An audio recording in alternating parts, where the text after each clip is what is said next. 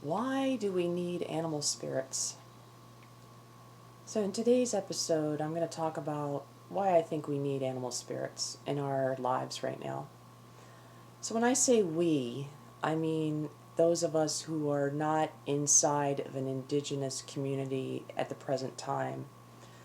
Um, so, no matter what our background uh, is, when I say we, mostly in the media or in various um, books and things that you hear here and there. I think that people are being misled by thinking that most of us, if not all of us, don't have the ability to have the same kinds of kinship with the animal spirits, for example, as indigenous people do. And that, I mean, as an indigenous people currently. Um, it just takes a roadmap and a lot of practice. Um, it's not simple, but that's, if you had to boil it down to its basic essence, that's what you're doing. So this is where my upcoming class, Getting to Know Your Animal Spirit Family, can help. For example, today, I just want to bring up, um, I'm going to speak about, and I'm mostly referring to, let's say, the misconception that the British Isles and Europe as a whole, I think it needs to be addressed that people from the British Isles and Europe um, have, living in their ancestral memories, an ability to have a harmonious kinship with all life and all forms of consciousness. Um, this way of life is not exclusive to what we now call indigenous societies. And I think this needs to be brought up because there's a lot of material out there on the internet and in the media and in books that, and just general thought patterns that, you know, uh, because of colonialism, that people from Europe are incapable of remembering, I guess you should say, or reliving and remembering their kinship with all life. Now, indigenous peoples that are currently living today, they have their own roadmap. It's just an expression I'm using for today. They have their own rituals, they have their own ceremonies that's been intact for, some say, thousands of years, and it's mostly earth-based wisdom. And that's why we look to it. Some people, when I say we, people who aren't in indigenous societies, aren't native to their land that they live on, it's fine to look to that for a roadmap, let's say. But at some point, you're going to have to acknowledge the fact that if you are a person, and it doesn't matter what shall I say, background you're from, if you are outside of an indigenous society, you could be from any number of different kinds of backgrounds. So the way society is today, I believe, and I'm sure many of you would agree, is severely out of balance with the planet Earth. So society, meaning people in society, are out of balance with planet Earth. At one point in time, we humans used to have a kinship, as I mentioned earlier, with non-human spirits that also benefited us in our everyday lives. So on a practical level, the hunter, of course, would benefit from his or her non-human kinship consciousness, and they use that in their own practical hunting lives. That wasn't the only way they used it. It's just probably the easiest way for us to think about it in terms of, tangible results. So I mentioned animism, and just to clarify what I'm talking about when I say animism, basically, and in a nutshell, it's the belief and practice that everything has a spirit, um, And that's kind of the bare essence of it. But it's also something that a way of life that you can maintain in your everyday life to help you live more in harmony with your land, with, when I say your land, I mean the land you live on. So one of the recurring themes behind why I look to the essence of past ancient cultures is to glean the wisdom that is timeless and necessary in today's culture. So it's kind of like a time travel thing where you go back to a certain time, or maybe a certain pattern of times, where certain practices, like I've mentioned, were utilized that are very beneficial, and perhaps we need them even more than we can imagine right now. And there's a lot of people out there doing this kind of work right now. So I'm not the only one doing it. However, I would like to speak to how I encounter and engage with animism, and in this case, animal spirits. Animism meaning animus, spirit, and animal spirits are different. They're two different things, but I can get into that on a different podcast. But anyway, coming back to our present day, for example, the nagging emptiness that sometimes manifests in people as addiction, let's say, that's a pretty prominent problem for a lot of people, including, my family as well, over the years, family history of that, or depression, which I think whether or not you have ever suffered from it, I mean, you can't deny that collectively as a society, depression is a problem. And I think there's a reason for that. It's not always just the individual.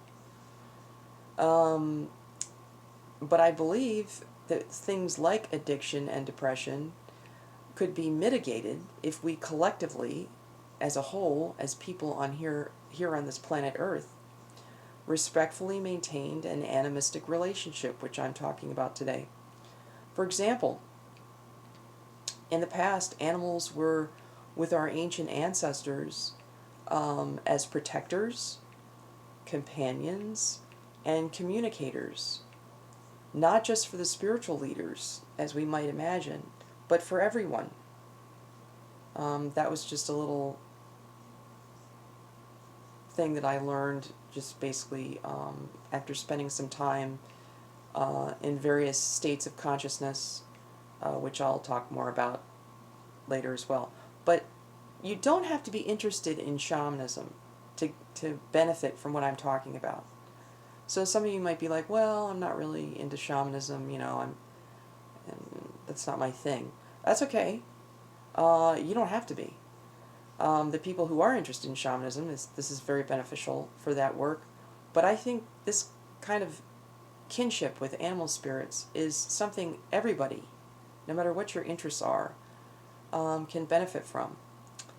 You just have to recognize that something huge collectively is missing in our society. I think that's the one thing that you have to be looking for, like not one solution, but maybe one of many solutions that could help with that problem, because I don't think that there's one answer to that problem, obviously.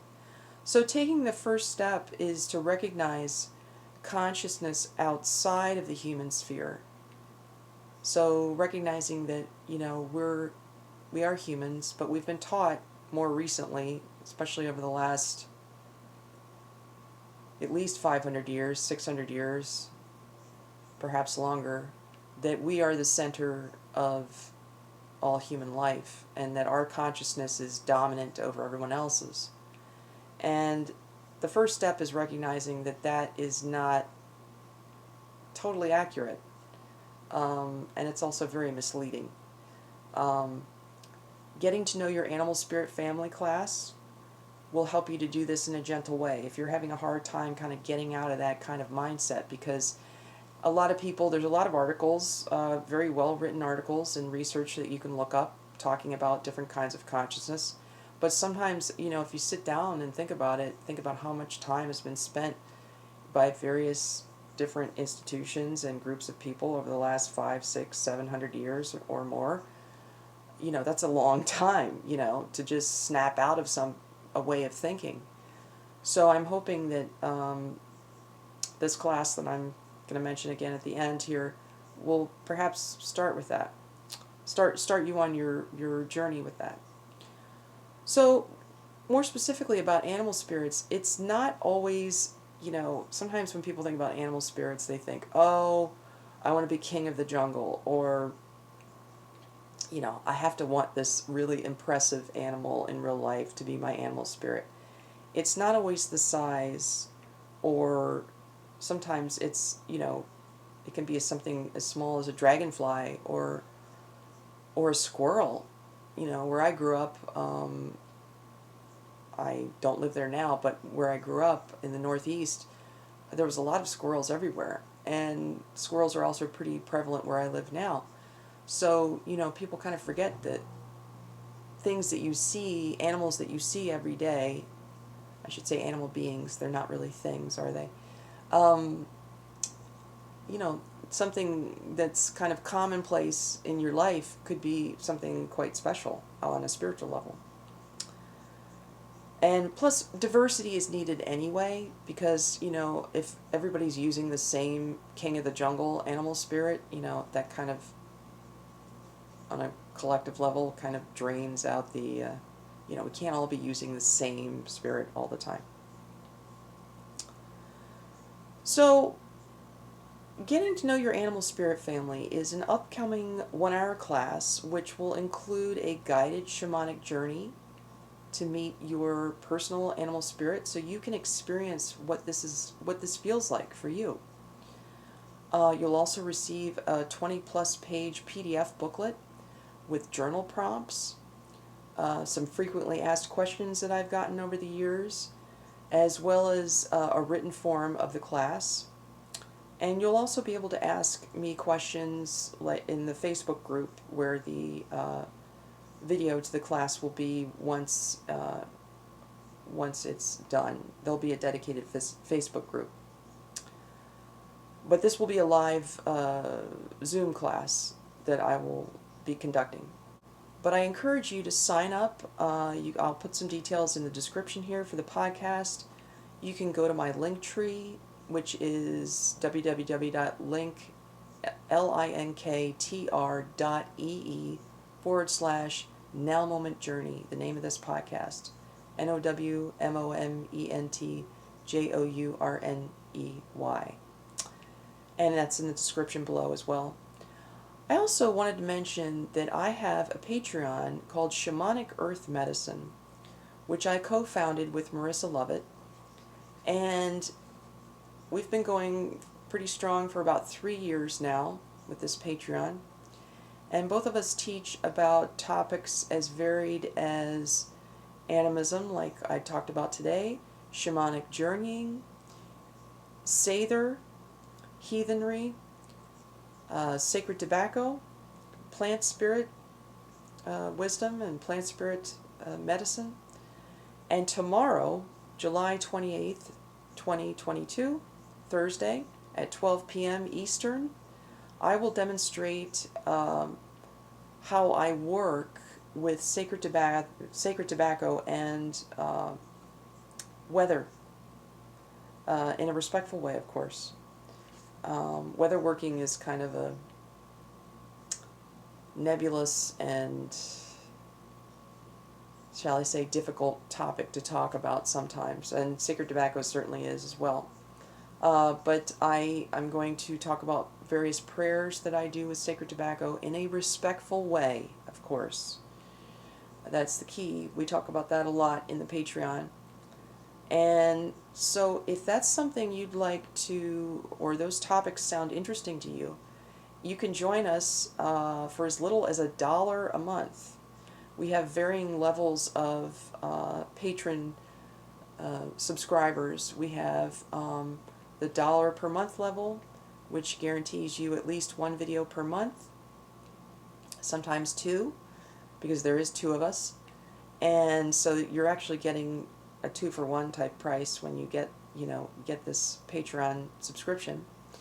We have more benefits for the $5 per month level, which is something where at that level you get the videos as well as you get to participate in an online Zoom ceremony every month with either myself or Marissa.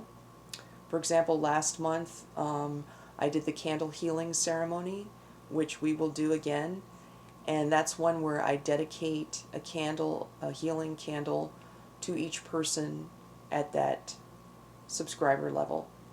And I even talk about the process, how that works, and so that you guys can, eventually do your own candle ceremonies as well. And then the $15 per month subscriber level has a variety of, has all the things I mentioned before. You get the online ceremonies, the videos. Plus, you also get to ask one of us an intuitive reading question where we can ask our helping spirits a question on your behalf. Plus, you do get additional access to more classes at a deep discount rate. And I would encourage you to just check out the description in this episode for my YouTube channel and Linktree and other social media channels for free content. My YouTube channel has a lot of instructional videos on it about a variety of topics. I've got some stuff on there about Ellen, the reindeer goddess. I've got something on there about the bear spirit that was done during last year's solstice. So those are more animal spirit related things, which I think is in line with what we've been talking about today. And there's also a variety of other topics on my YouTube channel. So if you like that, please subscribe as well. And until our next episode, I wish you well and blessings.